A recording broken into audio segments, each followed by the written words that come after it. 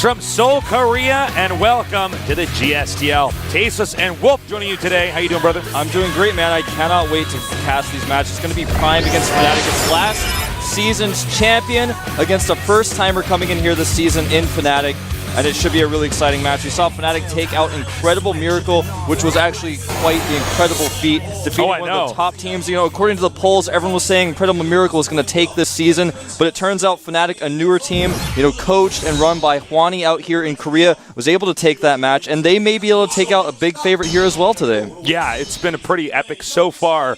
And again, it's actually a treat to be casting with you, Wolf. Yeah, this is my first time. It's our first time. You know, off the record, we didn't really get to cast professional matches. But now we really get to actually sit down next to each other and do this. And this is fun for me because I actually love the team league. Yeah, me too. You know, I mean, you know, you get the individual leagues, and you know, of course, we're watching these guys go through these brackets, and you know, we watch their journeys progress. But with the team leagues, I get to see all these guys as a group, and cast it, and get to see. Sometimes it's an all kill, sometimes it's back and forth. So this is a treat. Of course, Caldor out of town. That's why I'm here today. But again, it's going to be a lot of fun. It's going to be awesome. You know, I've always wanted to be able to broadcast with you in these seats, and I get the chance to do it now.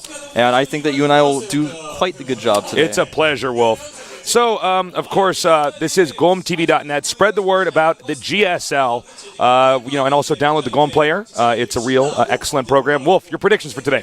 I would say that Prime is by far the favorite, but we've seen that Fnatic has actually shown some really, really strong players. For example, Moon kind of came out of nowhere. No one expected him to do as well as he has so far in the team league, as well as Bjol, shown great play. These two strong Zergs coming out of Fnatic, but they still have big hitters like Oz. But Prime still has the better lineup overall, I feel, as far as individual league results go, and their team league results are incredible. Yeah, absolutely. Let's go and take a look at some of the team info. You can see that Fnatic has played very few matches, 50% win rate so far here. Prime going 8-7 with just over 50%. Their earlier team league seasons were a little bit rocky for them. You can see both teams having a decent amount of race distribution. However, Prime a little bit lacking on the Protoss. You can see only 2 Protosses for the lineup. But if you look at that compared to Fnatic, well, they only have 2 Terrans. So both teams have their strengths and weaknesses. Yeah, absolutely. And as you can see, the average win rate by order of appearance, very different here, kind of balanced over here by Prime, but with Fnatic, wow. Yeah, they're either 80%. They either lose or they end things early, man. That's what they do. You know, it's so cool to have teams like Fnatic. Obviously, they have a ton of Korean players on the team, but, you know, one of the more international teams coming in here, it really goes to show you how here at the GSL, we're becoming more and more global with these new brands coming in here. You know, when we first started out, back when I was actually doing the GSTL, it was just pure Korean teams. Occasionally, you'd have, oh, my God, it's a foreigner on a Korean team. But, you know, now with Fnatic being out here, having the Fnatic house, they've actually established a base out here. It's epic. It is, you know, and Fnatic has been a team that's been around for so long in other games in esports, and to have them actually concentrate so heavily here, the coach that they have selected, Hwani, you know, they had Todd out here, he's got a lot of experience. It's awesome to see how successful they've been. Well, here is going to be our first team coming out, and it is going to be our champions from last season. It is the Prime team, Gerard leading the charge with that big flag there. This team has so much experience in the GSTL. You know, Gerard, I think a great coach. He gives a lot of attention to Marine King specifically, but I think overall on the team, an excellent mentor. And I'm really excited to see, you know, what exactly Prime's going to give us today. Prime, I remember when I casted them back in the day, I always thought they were maybe like the lower tier end. But, man, they really know how to bring out players. You know, you take a team like IM, for instance. IM, I think, actually has the best players, right? Does, for sure. But do they bring them out in the right order? Not necessarily, no, yeah. And that's exactly what Prime has done here. The coach, Gerard, not only does he make great decisions when it matters, but also he knows exactly how to prepare each player mentally correctly. I feel like Prime is the team that's grown the most. You've seen faces like Boom Boom suddenly, like, he was not that known, and then suddenly he does well in team league. Now he's doing well in the individual leagues. He's coming out. You have players like Byun. He moved from Zenex to Prime. He's a big star here. And, of course, we have players like Marine King as well. Let's take a look at the whole roster. Yeah, pretty sick roster here from Prime. And again, this goes, with the team league, very rarely is it ever they have one good player and they're going to carry the team.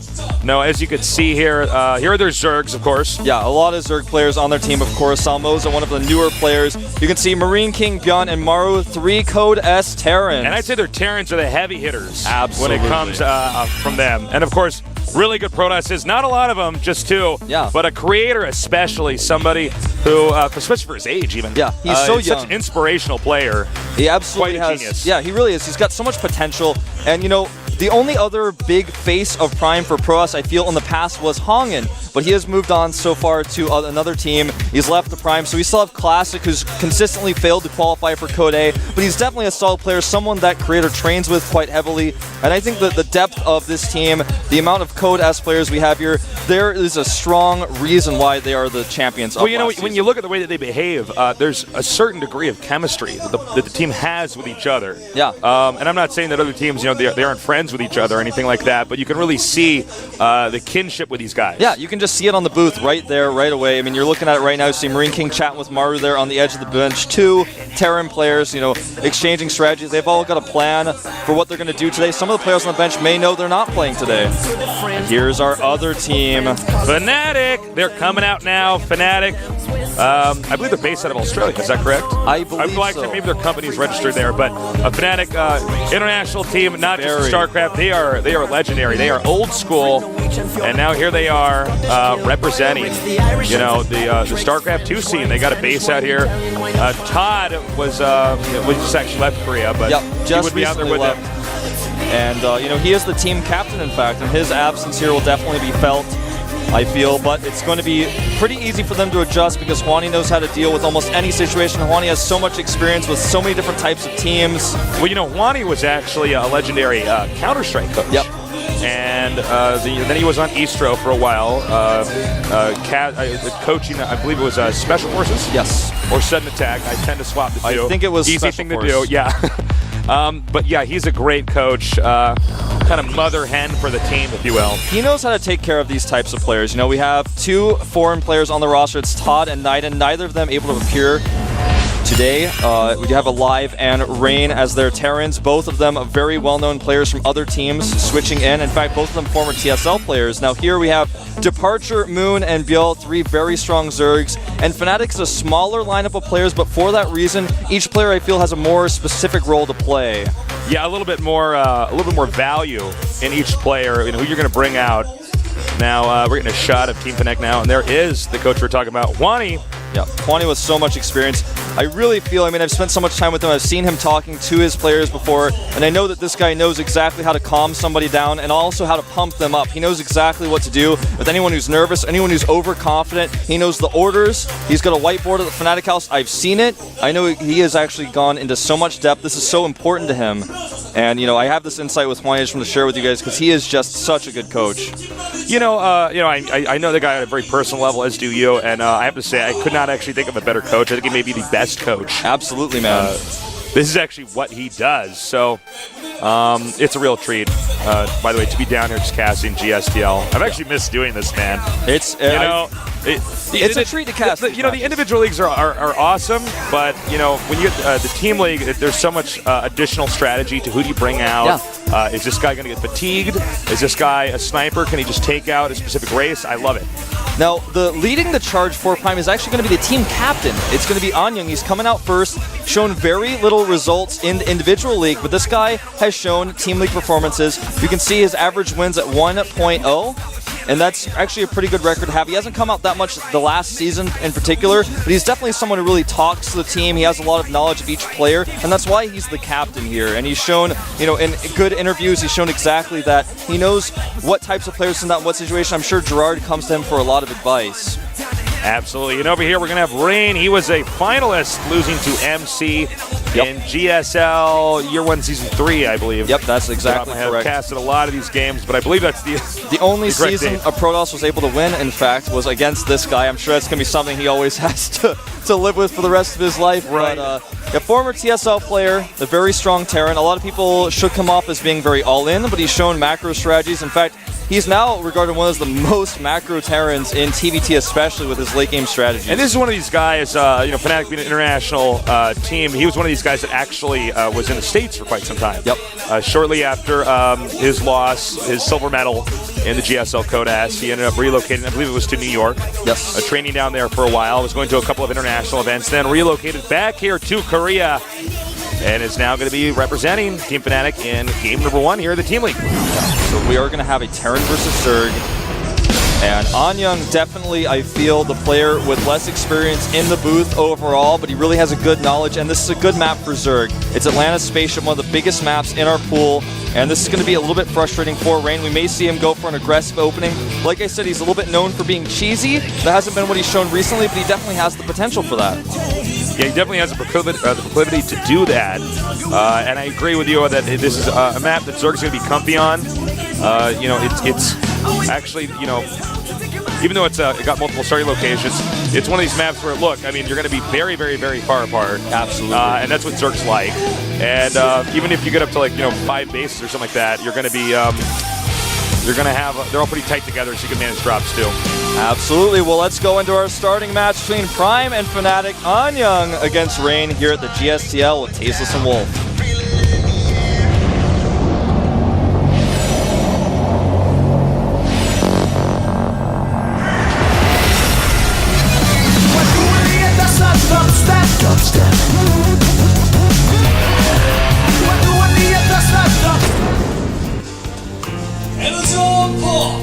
Introing the players in the top center starting location, we have player number 1 from Team Prime. His ID is Anyang Prime.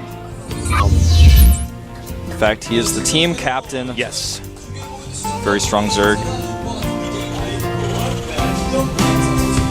In the opposite starting location, in the blue, representing Team Fnatic, a GSL finalist. His ID is Fnatic Radical Lane. Yep, indeed. Really well known in the foreign scene because of, like you mentioned earlier, he has come to the, he basically came to New York and got a lot of fans. His English is very good, so he's very approachable. Yeah, it is. He's a little bit nervous about it sometimes, but in reality, if you ever see him at an event, go talk to him. He'll understand what you're saying. He may pretend like he doesn't, but he actually will. No, I've experienced this firsthand with him. Back when he was in the States, and I was talking to him, trying to use broken English, and then I'm like, oh, you actually understand what I'm saying. We're going to see him go for a command center first, in fact, on this map, which is a pretty good choice considering the map is large. And you can basically take 2 approaches against the Zerg, maybe do a faster, more aggressive strategy to punish the Zerg for being greedy, or you can be greedy yourself, and it's hard for the Zerg to punish you. So, looks like that's going to be the choice that is made. This drone scout, however, will see everything. And a quick hatchery here for the Zerg. This is generally what players want to do if the map is very big and open. Yeah, it's far away. It's a really big map. Like you mentioned, though, the bases are pretty close together, so it's easy to take a 3rd base. The 4th base is the one that can be a little bit tough on this map. There's a special base in the center that has 3 geysers. That's something that you see Terran players try to aggressively take with planetaries if the game goes longer. But sometimes a Terran will avoid making the game go longer than a 2 or 3 base on this map because it's just so difficult to play against that type of style. Yeah, the only shared location on this map is actually the bottom right, which they might have to fight over if the game goes on for a very long period of time. But yeah, I think it's going to be interesting here. Well, hold that thought. We have 3rd base coming up here now. Yeah, a Zerg player will very rarely do this without the support of the additional queens, but on this map you can get away with it, especially when your opponent's gone for a command center first. You know that Hellion pressure is going to be severely delayed by this, so you can get that base up, start making a queen there. Everything will be fine for you in the long run. Now, the follow-up for this, for Rain, will likely be those same Hellions I mentioned, but with the new Queen patch, it's harder to use those. What sort of transition is he going to make? Is he going to try to go into Banshees, for example? That's something we've seen Terrans do a lot. Or is he going to actually try to go against the Zerg, getting his own fast 3rd command center? Yeah, we will see. Upgrade. SCV scouting in here now. And he wants to see if the gases have been taken, what exactly is going on. And as you can see, he is droning up here. He's not officially scouting to 3rd base, but with no gases taken or anything like that, he can basically assume. Yeah. And right now the reactor is going up in the main base of Rain. And look at this, fast third command center. As soon as he saw no gases, he made the choice. He had the option with the amount of gas and minerals he had. He had the choice, do I make a factory now or do I make a command center? If he's taking gas, I'm going to make the factory so I can defend against possible roach aggression, possible Baneling aggression, or even both. I want to make sure I have that factory up. But now he knows he can actually skimp on units for a little bit, even making that reactor. He knows he's going to have very few Marines. When that third command center finishes up, though, he's going to be able to support it. He can use those extra mules for a really long time. He doesn't even have to put it to his third base for a while. Yeah, that's the beauty of the strategy. I mean, if you realize, oh, I'm safe, I can actually take this, then you fly out. But otherwise, yeah, you just land those mules, and you can even make the SCVs from there, and then you just transfer them in. And if the Zerg doesn't identify, that right away, and judging from the position he put the command center in, then Overlord's not going to spot that. Right. Then there's no way for the Zerg to really be sure as to what's going on. He, for instance, could be doing a 2-base timing all in, or a multitude of different things, going for a fast drop, or even taking up to a quick Banshee. Exactly. He doesn't know, but in fact, no, he's just going to invest into the late game. If there's any multitude of options, this is what's a little bit scary for Zerg. This is why Blizzard has decided to give their Overlord additional speed, and that very same Overlord now is going to make its way into the main base of Rain. In the meantime, he does have his Zergling at the third base checking there as well, but he wants to see whether or not his opponent's going Reactor Hellions, and the first thing the Overlord, in fact, will see right now in the main base is double engineering base, and that's not even telling enough. He is going to have to go and actually see that command center. He's getting a little bit, we might get a shot at that in a second, but yeah, there is an Overlord coming in there to take a peek, and it looks like, in fact, I'm a little bit surprised Rain didn't actually do something about that earlier. Yeah, with that Overlord coming in there. Well, the Terran player will see the third base, but perhaps more importantly, now the Overlord will actually see everything. Okay. All of the production as well as the third command center. Yeah, no secrets here. But even just see the double eBay load, you're going to say to yourself, oh, you're not going to try to end this on 2-base. Yeah, you're actually investing into the late game, and I think that's great. And upon seeing this, he started his own double evolution chambers. That's smart. Well, the only way to counter double eBay is a double evolution chamber. That's true, man. And if you don't do it right away, you're going to even accept being further and further behind in the upgrades. But something else this lets him know is that he can continue to spread his creep out. There are going to be very few Hellions, if Hellions at all. I mean, he saw the factory has not been started yet, so he knows, okay, no Hellions. I can continue to spread my creep out aggressively, even with just one queen on each side. And I know I'm not going to be dealing with mech play. Now, the next thing he's going to see is where did that third command center go, because he's actually putting it in the center where you can get a ton of extra gas, and the Zergling's only checking the third base right now. He has no way of spotting whether or not that third command center is actually in the center of the map. He's going to need to find that out very soon. Yeah, this isn't necessarily safe, but as long as the Zerg doesn't know, I guess it's fine, And, having those 3 gases gives Terran a lot of flexibility as far as, what they want to tech with and stuff like that. It's a stark difference from those bases where it's just a bunch of minerals and 1 gas. To have 3 gases, that's insane. Yeah. Well, right now the worker count is heavily in our Zerg players' favor. 30 workers up at 74 to 46, adding even 3 more right now. His upgrades are significantly behind. His upgrades are starting as Rain's upgrades are finishing. And Rain has an aggressive timing he can use now with a ton of Marines here. The Baneling Nest is just now finishing. It's not going to be ready in time. If he actually decides to commit to this, he needs more Zerglings. He's making 17 of them. Speed and the Baneling Nest look like they may finish just in time. And in fact, Rain is going to decide to go home here. Rain now out here with the 1-1 upgrade, so he's going to be feeling pretty safe. Do you feel like he should be throwing up some more bunkers than just that? Well, the third? He knows he made a lot more Marines without teching, so he feels fairly comfortable. It's a little bit scary. As long as he doesn't move on creep, the Zerg will be reluctant to fight him. And at this point, he is making a bunker at that third base location. That's going to help him defend as well. Right now, with this aggressive move out he's doing, he's going to trade decently as long as he doesn't stim unnecessarily. I think he'll be fine. He's got a few more Mirages in this mix. With this push, I think he's just going to scan and kill some creep, if even that. He does not want to overcommit here since he has the risky third in the middle of the map. If he actually loses his forces, he'll have to lift that third. Oh, absolutely. Yeah, if he loses that army, that third is gone. By the way, creep spread here from Anyong, pretty damn good. Yeah. It's pushing out pretty far, which is, crucial on a map that's this big. And, it's so telling of a good player when you can see him move it out this far with just 1 queen on each side, which is exactly what he's doing. He's got 1 queen dedicated each side. Some players recently have been adding like 6 queens and sending several across. Now, this is exactly what I'm talking about. Rain's just going to pick off some of these tumors. He has to be careful not to overextend, though. And he has to be careful not to overstim either. He doesn't have a medevac there, so every time he stims, it's pretty permanent. We do have some Banelings. I think, okay. Rain's actually going to turn around now. By the way, we don't have a shot of it here, but Zerg is taking the bottom right. Yeah, he's taking the bottom right. I think that's based off Terran. Probably not going to be too focused on that. He sees the creeps getting a lot of attention right now.